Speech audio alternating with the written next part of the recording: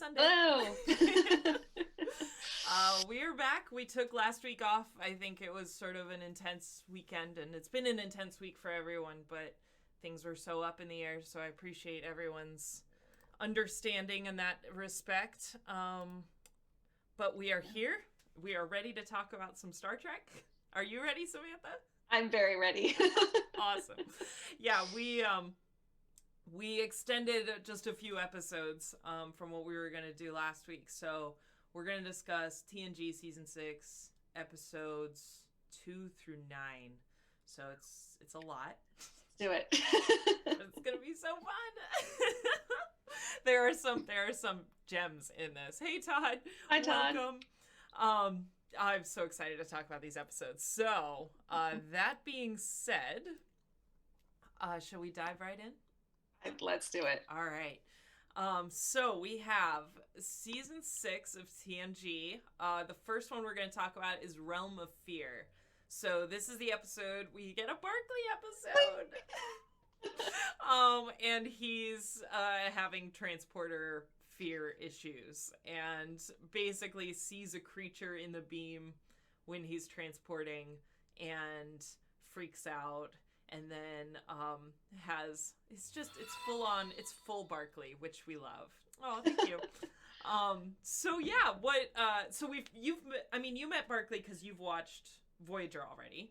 Well, yeah, and I've seen him a few times here. Yep. I think he's had one centric episode maybe in TNG. Yeah.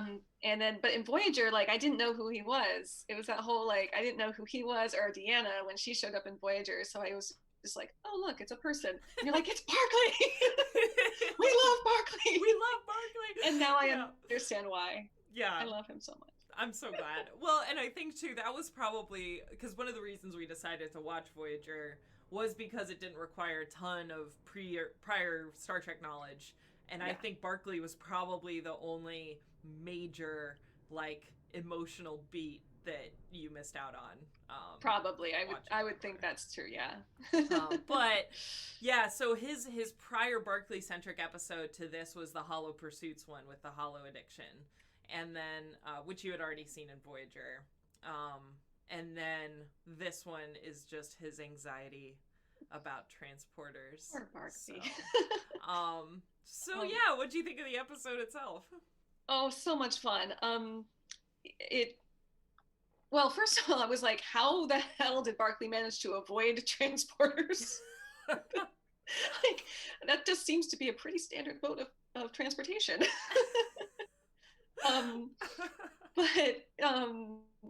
There was Deanna's just so great. She just tries to talk him down and, like, just do this tapping behind your ear thing, which I legitimately tried. I did too. Yeah, I was doing the same thing. Oh, it solves anxiety? Okay.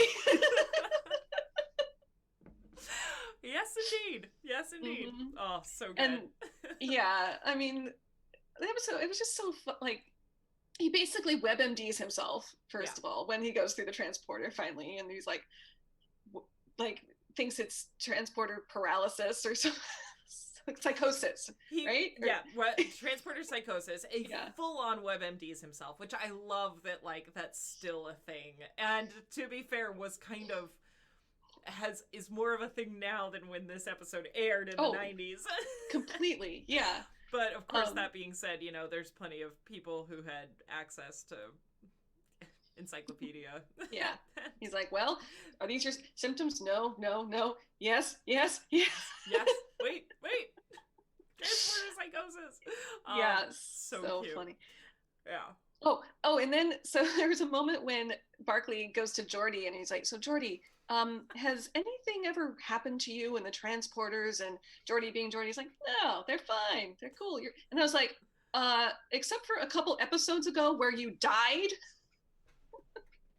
For real. We're like, transporter accidents happen all the time, guys. Like, Barclay is fully in the right. I know the comparison of, like, how much they use them. It's like, you know, roller coaster accidents, right? The ones we hear on the news are few and far between from the ones we hear about every single day, but we're seeing the ones on the news, and they're bad. Geordi died. Yeah. He died. Oh, Legitimately. so And he's funny. like, no, I'm all right. It's fine. Come on, Barkley. Like, calm down. And he pulls the whole, like, more people die in shuttlecrafts than in transporters, like we say. Like, more people die in car crashes than, or in, like, Yeah. plane crashes than car crashes, or something like that. Exactly. And PSA. I love that O'Brien too. He was in full O'Brien like comfort dad mode of just like, it's okay, I work on these all the time. And we got to see the Heisenberg compensator, right? They talked about the Heisenberg compensator. Did they in this one? I think they did. So. Yes. And they did. I thought of you because I've seen that Star Trek.com episode or yep. thing that you did about that. Yep, where we talk about the Heisenberg compensator. And this is where they like actually are working on it. So I love it. It's like, I recognize that. I know what she's saying. I know that piece of equipment. But seriously, like Barkley has reason. Like when O'Brien's trying to calm him down and explain, it's like, that's not helping. It's like, well, if this is 1 centimeter off, then you're go poof. Yeah. I'm like, That's awesome. That is so funny. Yeah, I love it. And I mean, and it's sweet too that like there is actually something wrong. You know, that it isn't in his head. But yes. He's obviously, this is his like modus operandi for behavior around the ship. Yeah, exactly. It's like Boy Who Cried Wolf. You know, it's Barkley says something and maybe it's kind of in his head. So I was glad that they figured out it was real. Yeah. And I think that's a testament for a lot of this stuff is that they do acknowledge, you know, that there's the people who are dismissive, but then there's the others who are like, oh no, like let's listen to them. And yeah, it's just we love Barkley. We just love Barkley. We just love Barkley. He's so sweet. He's so sweet. And yeah, we get some good transporter technology and WebMDing the computer. Fabulous. So good. Awesome. We good with that one? Any other final thoughts on this? This was high up on the list for this. This was definitely high up.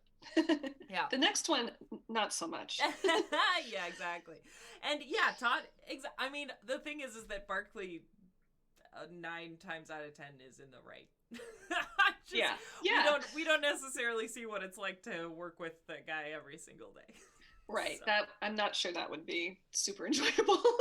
We love him, but that would be a trial. Mm-hmm. Yeah. So yeah, the next episode is Man of the People.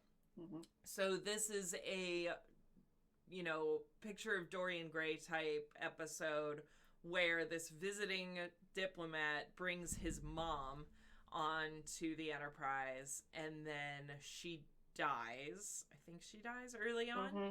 And he basically transference of emotion onto Deanna Troi, who then starts to behave weird and erratically and starts to rapidly age in Dorian Gray style.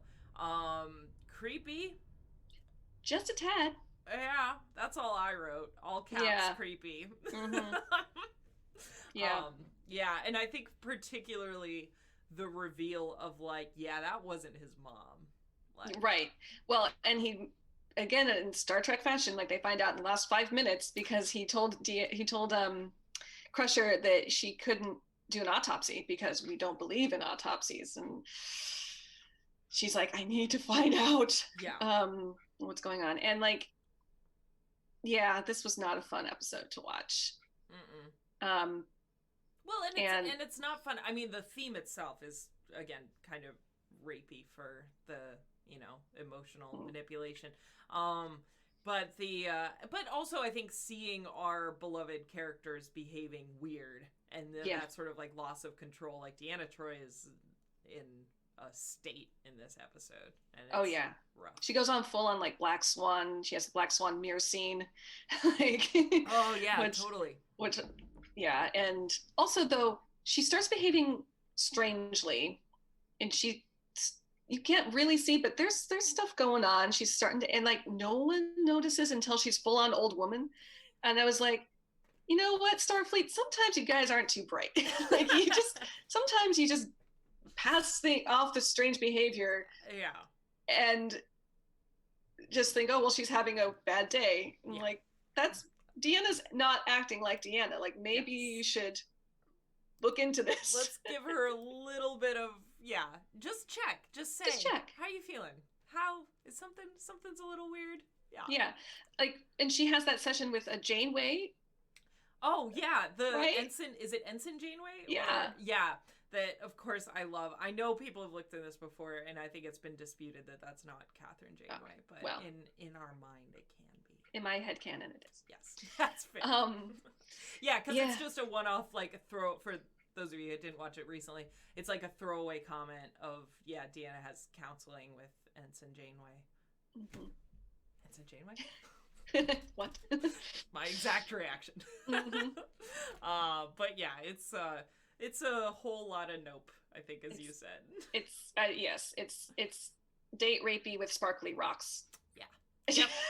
And they will, I mean, I will say I do like the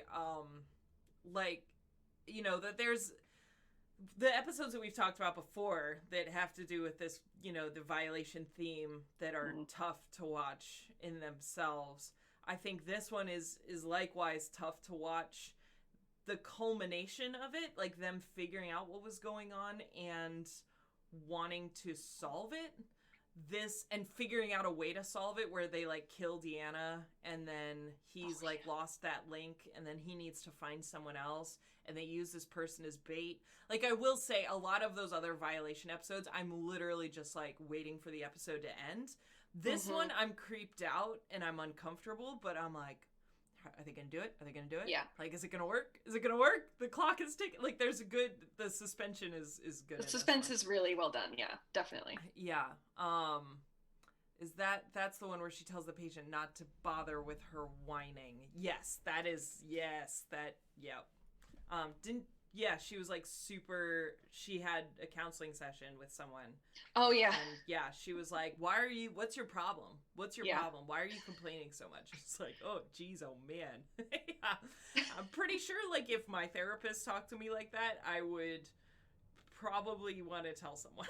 Yeah, exactly. That was what I was thinking. I was like... Yeah. For sure. So funny. Anywho, on from that one... Are we good to carry on? Yeah. We can carry on. I want to talk about the next one. All right. Awesome. I want to talk about this one too. This is Relics.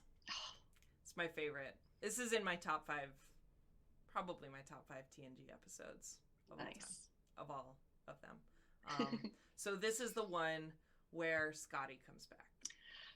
They find a crashed ship on a Dyson sphere. And there are bodies in the transporter buffer. And they get them out. And one of them is Scotty. The other one didn't make it. His pattern had degraded.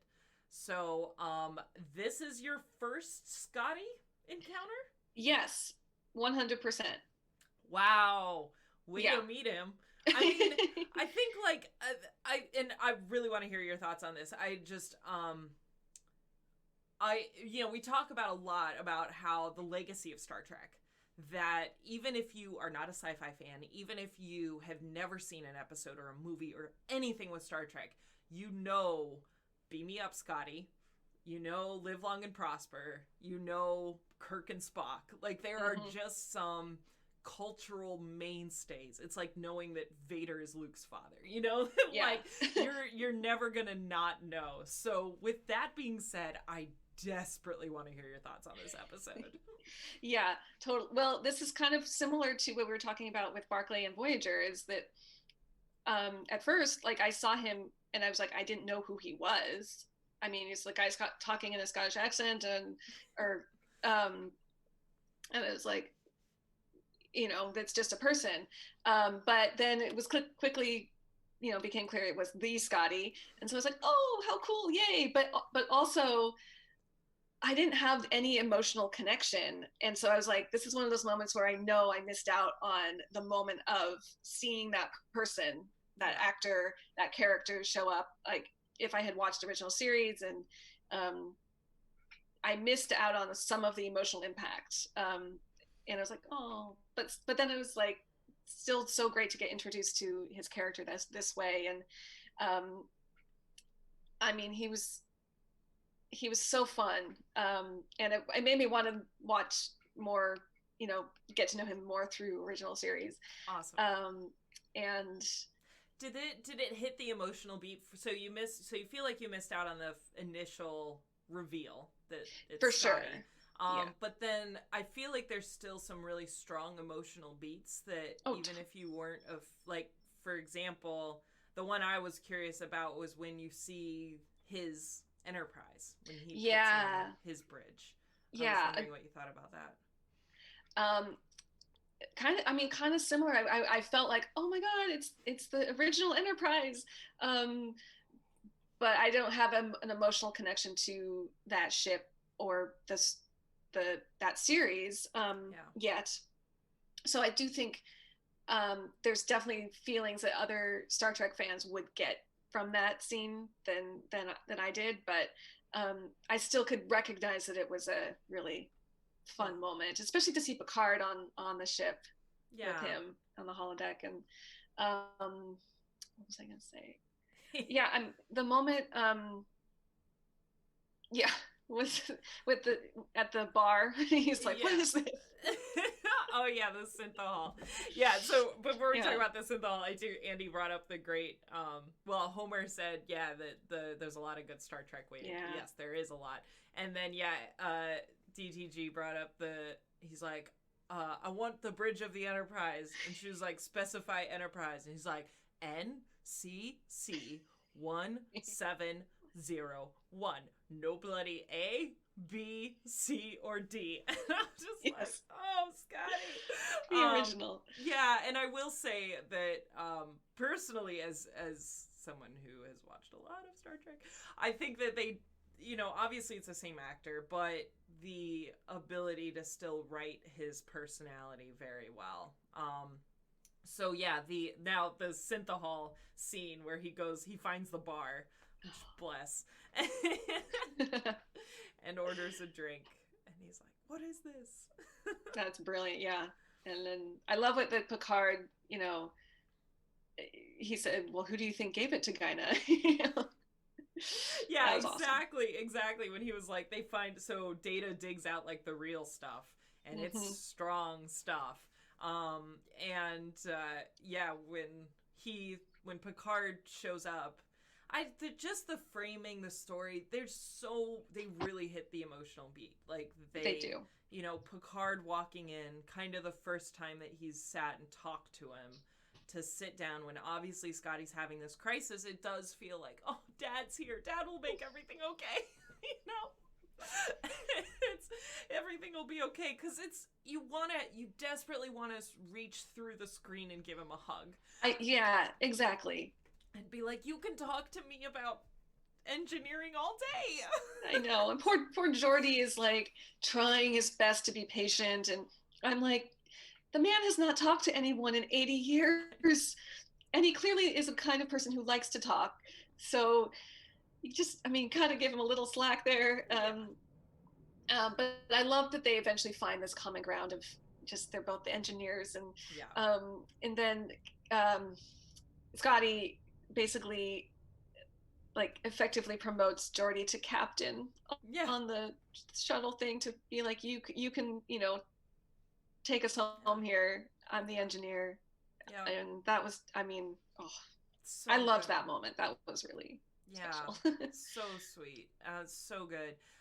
One of my favorite scenes as well is when they are trying to fix the shuttle. Like, so basically, for people that don't remember, they have this Dyson sphere, which we don't have to get into the science of, but Dyson sphere is like this idea that advanced technologies can utilize the power of a star system, like an entire star, build what is called a Dyson sphere around it. It's basically a giant solar panel to power a massive civilization. But no one's there, and it's kind of been abandoned, and there's weird stuff going on. But essentially, the Enterprise gets drawn into it, and Scotty and Geordi are behind working on his shuttle to try to get it active. And but I love the scene where they're working on it together, and he's basically like, Geordi's like, you can't put any more pressure in it. The limit's like 170, PSI. And Scotty's like, oh, where did you get that? Like, was that from the, manual regulations, whatever. And he's like, yeah, I wrote that, kid. Yes. That's my right. It's fine. We put in that thing. Yeah, that was great. The other bit that I love is when Scotty completely dresses. I actually rewound it so we could watch it together. My partner and I could watch it together. When Geordi was like, "Oh yeah, he's like, I have to work. I told the captain it would be done in 2 hours," and Scotty's like, "So how long is it actually going to take?" And Geordi's like, 2 hours. Yeah. It's like, you told him exactly how long it would take. What's wrong with you? No one's going to think of you as a miracle worker if you tell people exactly how long it's going to be. I love it. That's sort of, buffer. Yeah. So good. So good. Yeah. This episode kind of touched on, older people and what you can learn from them. And the fact that Geordi's like, getting frustrated with, we don't do it that way right anymore. We have all these other tools and all this technology. And, sometimes you get to a place where like Geordi's technology is like fragile and can break, it's not, and Scotty's like, well, in the old days we did it like this and it's solid. And, that's all that you need to do. And they really reach an interesting marriage of the younger generation who's got all this hot stuff and the older generation who's like, well, the old ways are actually pretty solid and let's try it that way, and those work. They still stand up. Yeah, absolutely. Oh, I'm so excited for you to see Scotty more. I know, me too. Now I'm like, oh, I love it. And Todd brought up the fan film Star Trek Continues. So Chris Doohan, his son, plays Scotty in that. Oh, and cool. Does a really good job of it. So, thanks for mentioning that. But yeah, it's such a good episode. It breaks my heart. I just want to give him a hug. I just want to give him a hug desperately through the whole episode. And he's such a good actor. He just nailed it. So, yeah, super fun to watch. So good. Oh, I'm glad you enjoyed that one. Yeah, I really, really like that episode. Okay, the next one is Schisms. This is This is pretty boring. Yeah, so basically Riker just can't sleep is the entire premise. Yeah. I mean, God, I don't even remember a lot of it. And then they go to these stupid like alien. They're being sucked into this alien world. Oh yeah. And harvested for limbs. Yeah. And sent back. That's right. And Dr. Crusher's like, your arm was broken off and put back. Oh yeah. They make the clicking noises. Yep. Nope. It's all coming back. I watched it like a week ago. I'm like, yeah, no, I remember. It did remind me a little bit of that, the Phage Voyager people. Yes. Yeah. And I was not happy to be reminded of that. Valid. Yeah. Thank you. It's one of those, like, I know Schisms has come up. So like every Halloween, I'm kind of like, I want to watch a creepy Star Trek episode. Because there are some creepy Star Trek episodes. Oh, yes, there are. Kind of like, it's a bit weird. Yeah, I think, so they mentioned, Kleckleitner. I got it. Kleckleitner. Said that leftover scenes cut together for budget reasons or a strike. Yeah, that's fair. Really? That's interesting. Would make a lot of sense. Just piece together what you can. Yeah, that explains a lot. Usually for these episodes that we've discussed, there's usually a reason it is the way it is. You know? We talked, like last time we talked a lot. Was it the last time that we talked about a lot of the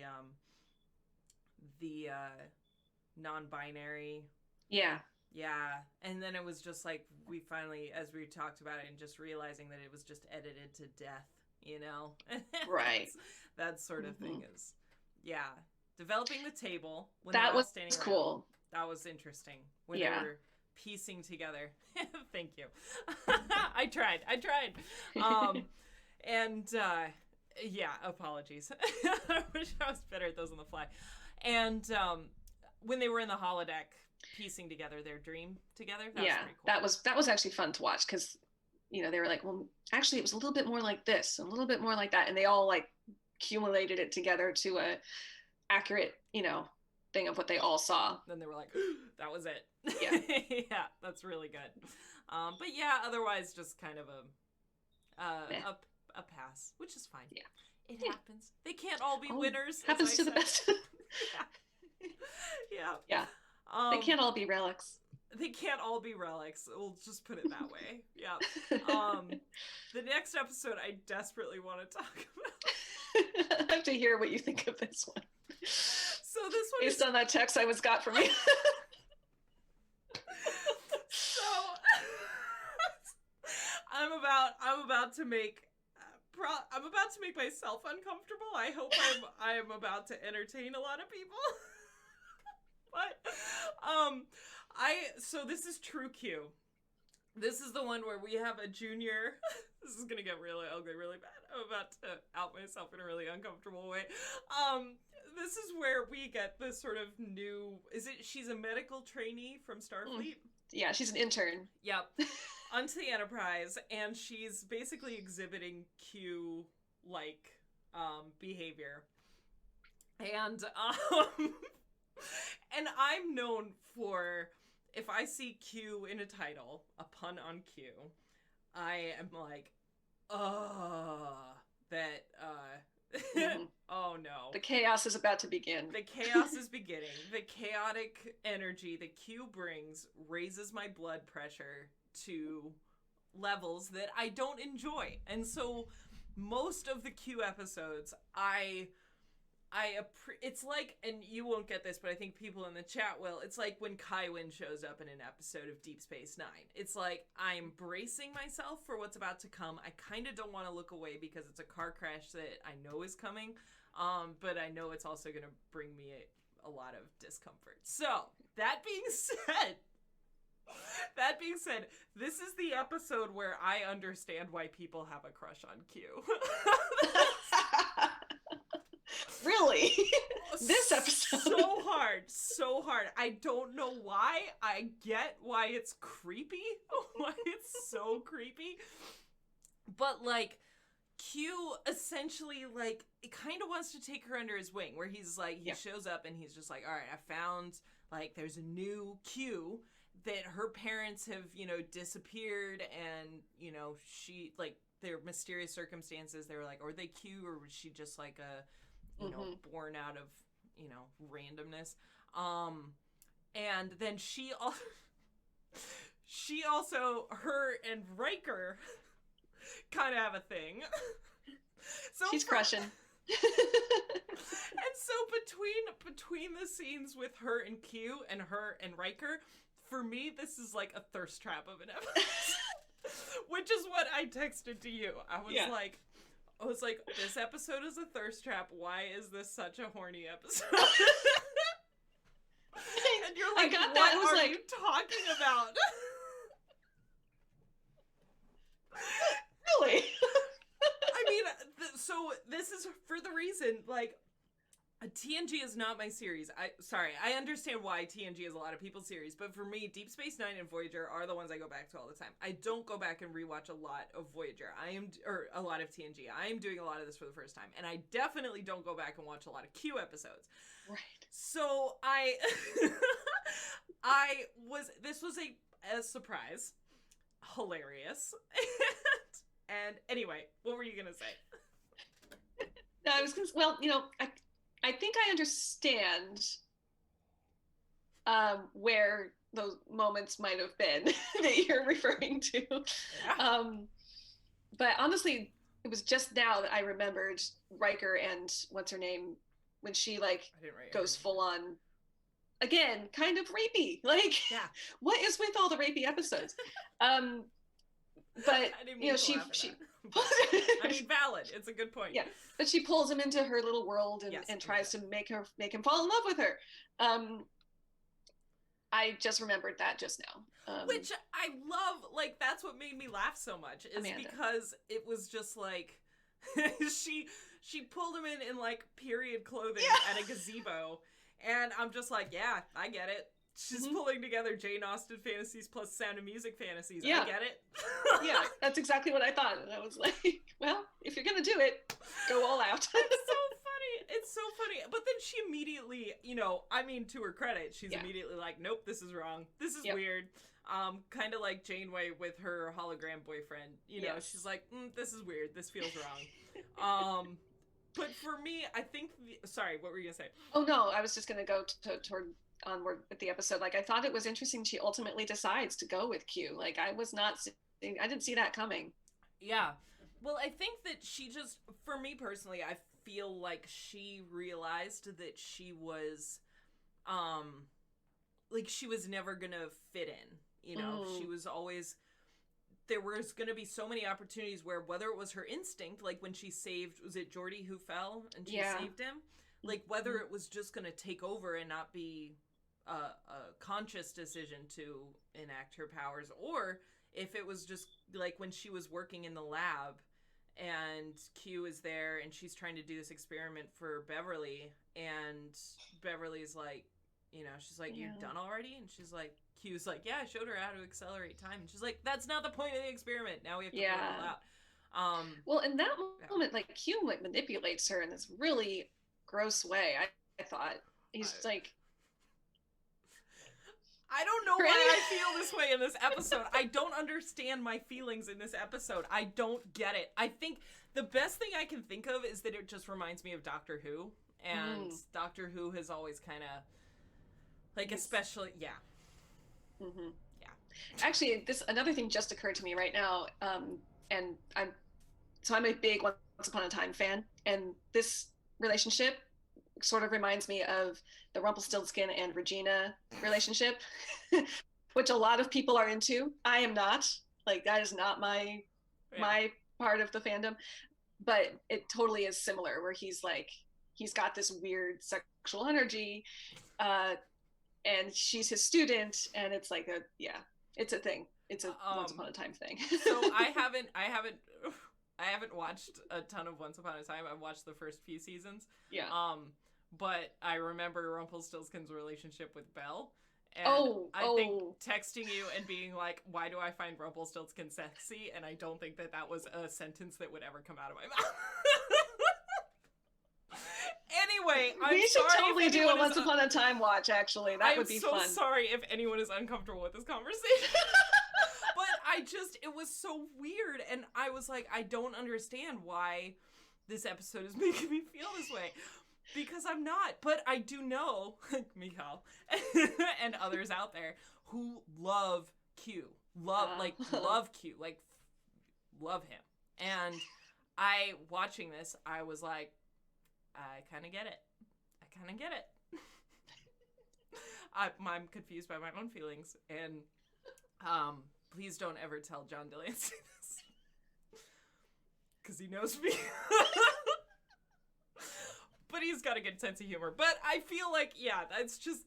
That's hilarious. It gave me weird feelings that I was not expecting. And I just feel like it's a thirst trap of an episode that if you just want to watch, if you're in the mood for some... I know. If you're in the mood for some Riker or some Q, this is a good episode for that. Which, it is funny, I do feel like either whether it was a choice of Jonathan Frakes or if it was a choice of the writing or a combination of both, it did occur to me, because I haven't watched this before, like, I hadn't watched this in a really, really long time. Mm-hmm. When the episode started and she showed up and he basically was like, Riker was going to show her to her quarters, I was like, I felt something. I felt like there was some energy there. Like, I felt like there was some sexual energy there. And I was like, is Riker just, like, what is up with Riker? And so I was kind of reflecting, and then the episode unfolded the way that it did. So I don't know if that was intentional, the way he was kind of, there was something there. Yes, I completely agree. And that made me super uncomfortable. It's like, she's like 16. Like, was she though? I mean, she was maybe not, but I was also, protecting college students, so I was kind of more okay with it. That's still a range. I mean, that is still like, and the way he kind of looks at her was, I mean, it was weird. It was weird. I was super into it. But I'm glad that it wasn't just me, because I have never got that sort of, whether it was uncomfortable, like, yeah, I agree, he flirts with everyone, but there was just that, like, initial, especially with like you said, with an intern, that I felt the energy there, that I was just kind of like, is he, like, is this just me, or is it just this episode, or, so I'm glad it wasn't just me. But. No, I definitely caught that, and I was like, what just happened?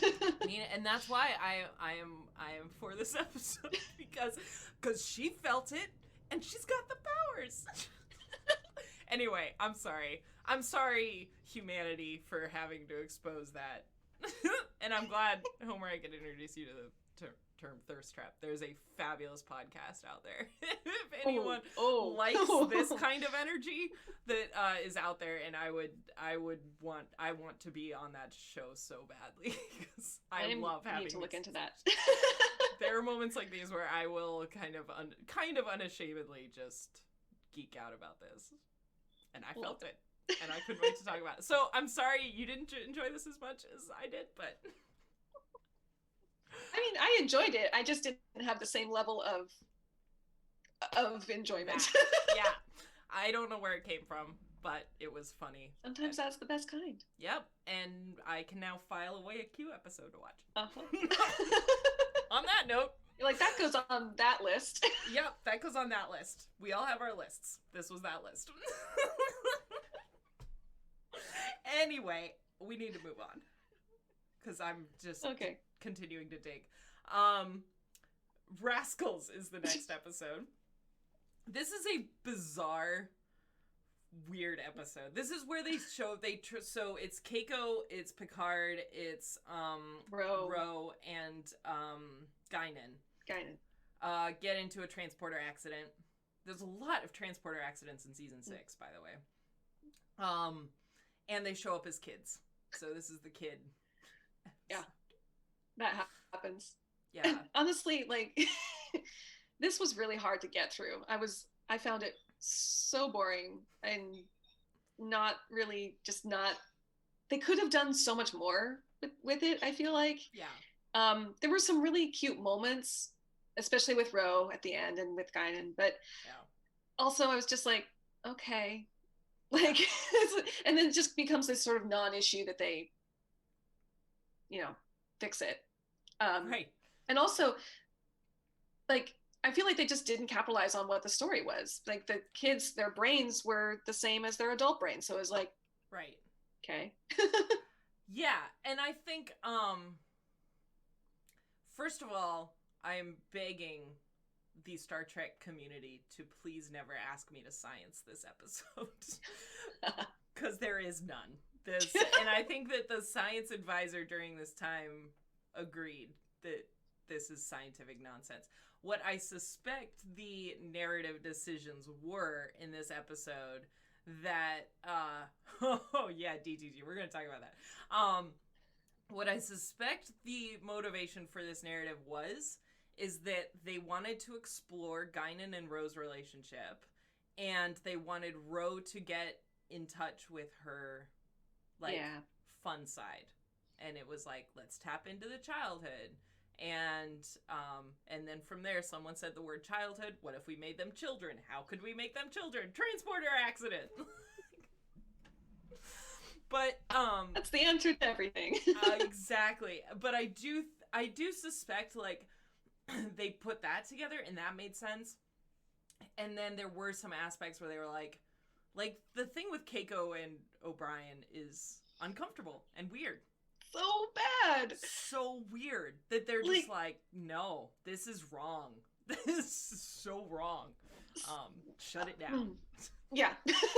I forgot about that. Oh, that was strange. Yeah. I don't know. Not my favorite. Yeah, it did have some funny, there were some genuine laugh out loud moments for me. Yeah.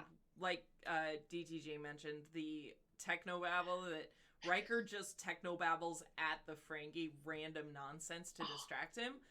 Hilarious. It was so funny, but at the same time, like, I'm not a scientist or a tech person, so I was like, yeah, makes sense. Like, just listen. Yep, maybe, sure. Yeah, it was like, why is he telling the Ferengi how to do everything? It was so funny. It was straight up hot nonsense. It was fabulous. Yeah, generic dark. What can't it do? It can do everything under the sun, and I think we've established that we agree with Barclay in his general fear of the transporter at this point. Barclay has a major point. Yeah. I also did find incredibly funny when Picard basically goes, he's like, I miss my daddy, I want to see my daddy, and then runs in to Riker, and he's like, Daddy! And so he can get access in the daycare center.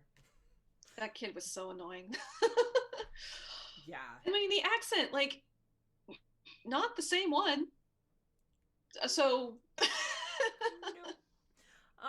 Yeah, that one was, I think the Picard, and I mean, I suppose credit to the kid, having to play a kid with Picard's fully developed brain is awful.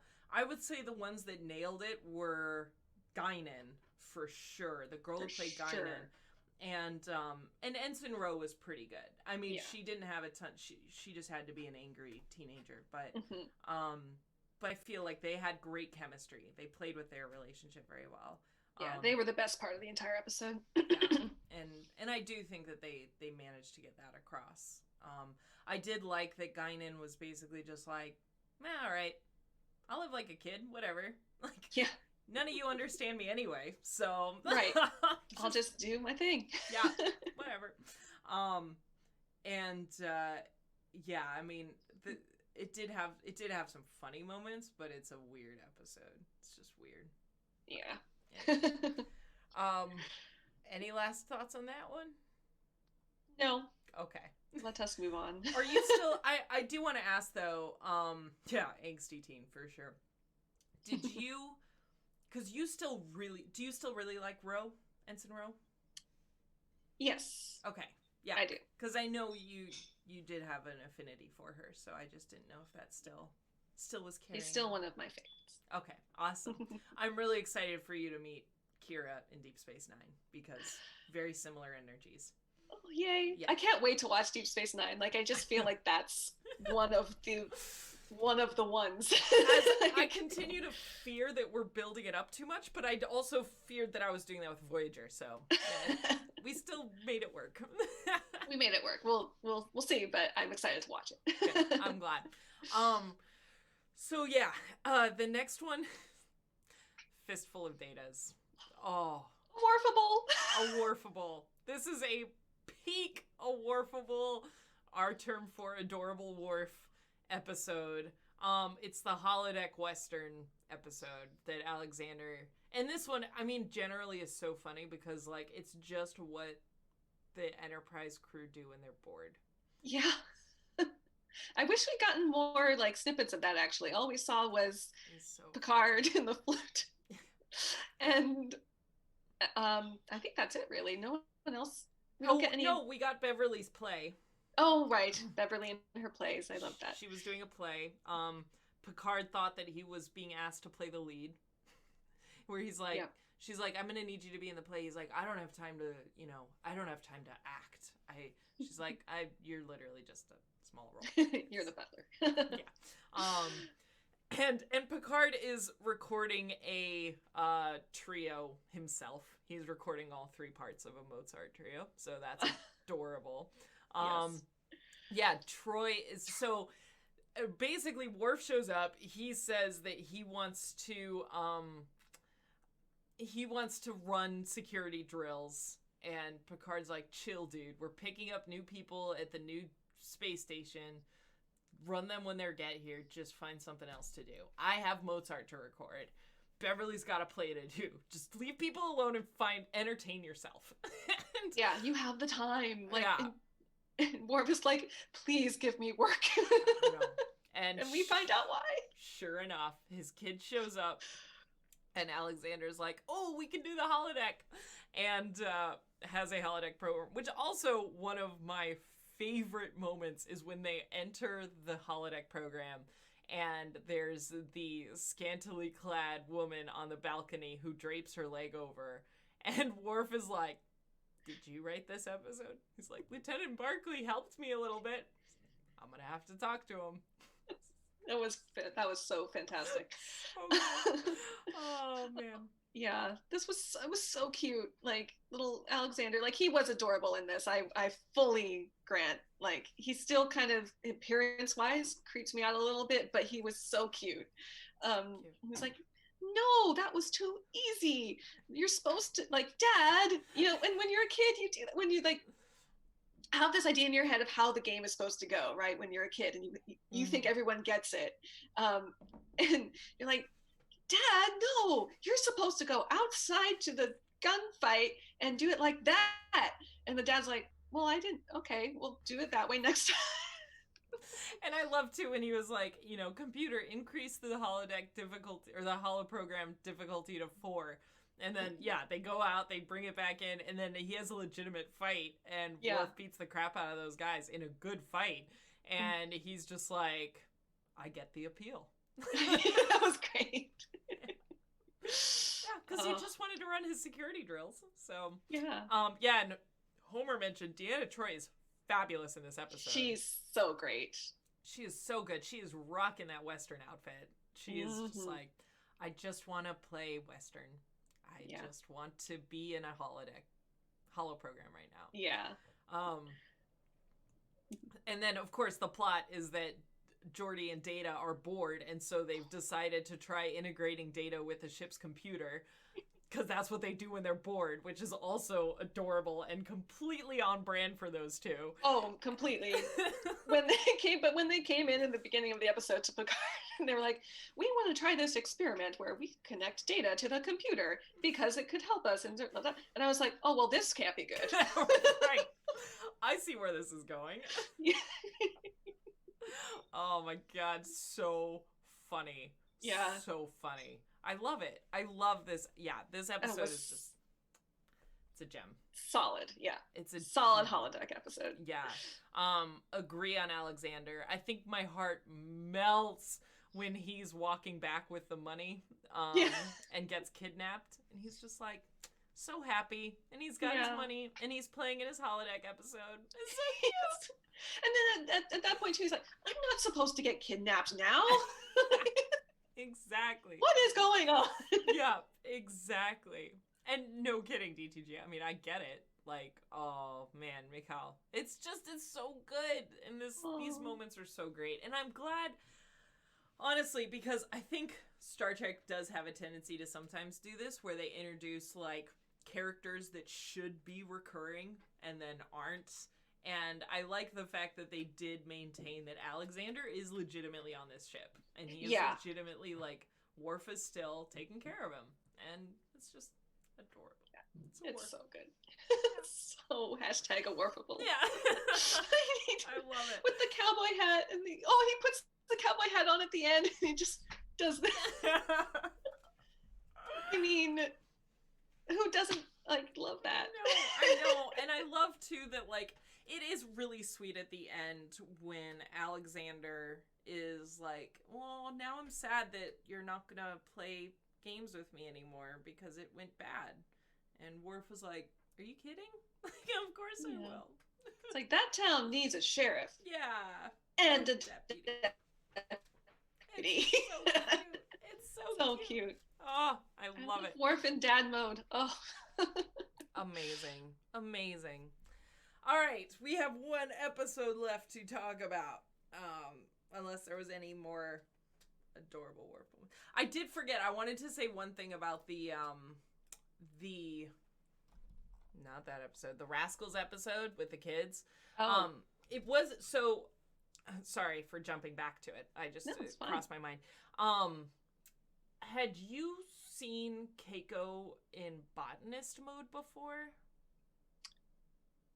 In the creepy imaginary friend episode?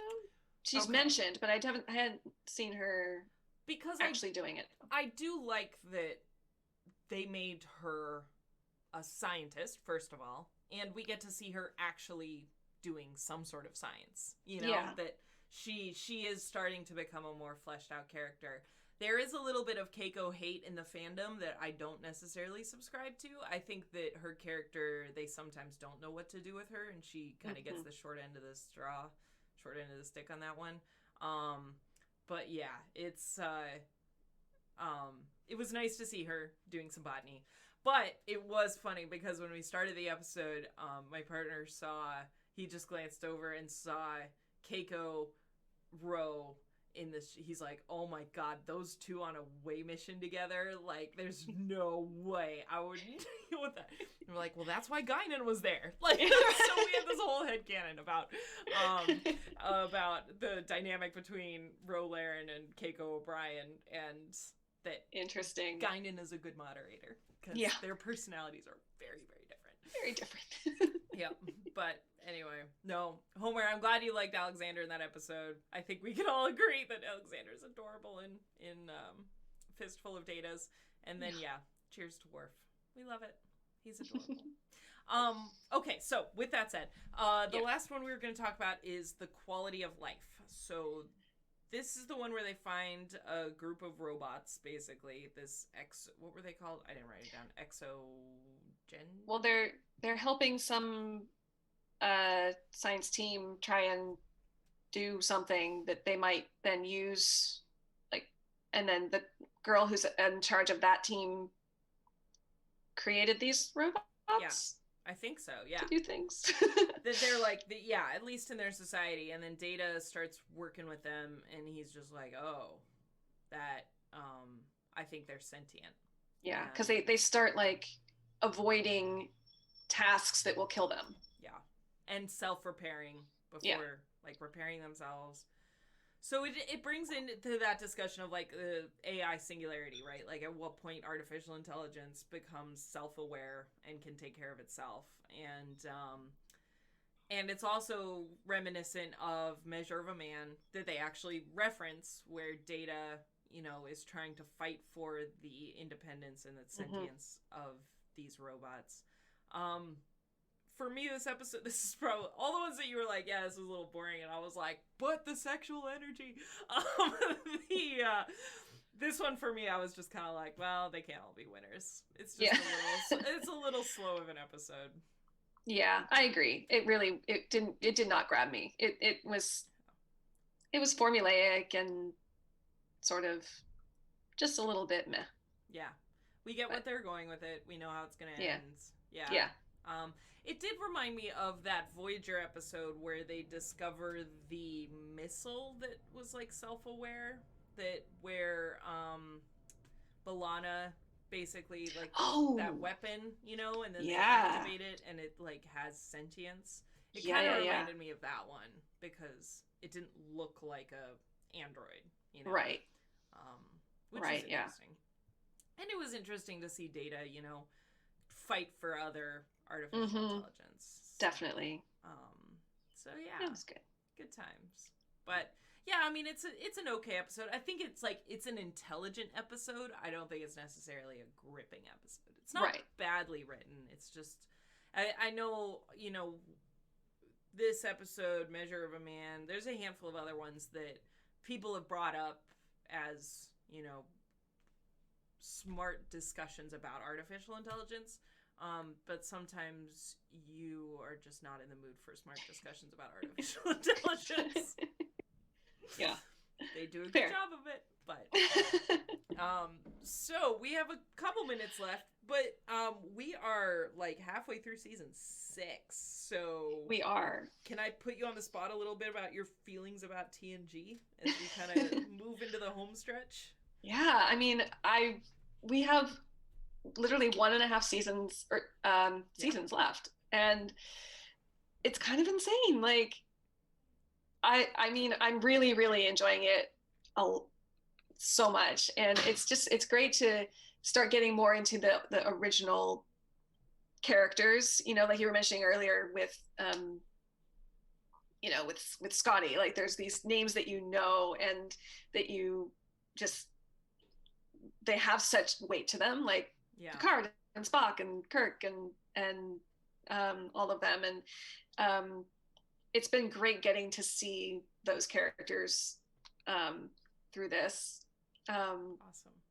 And yeah, I'm so enjoying it. Yeah.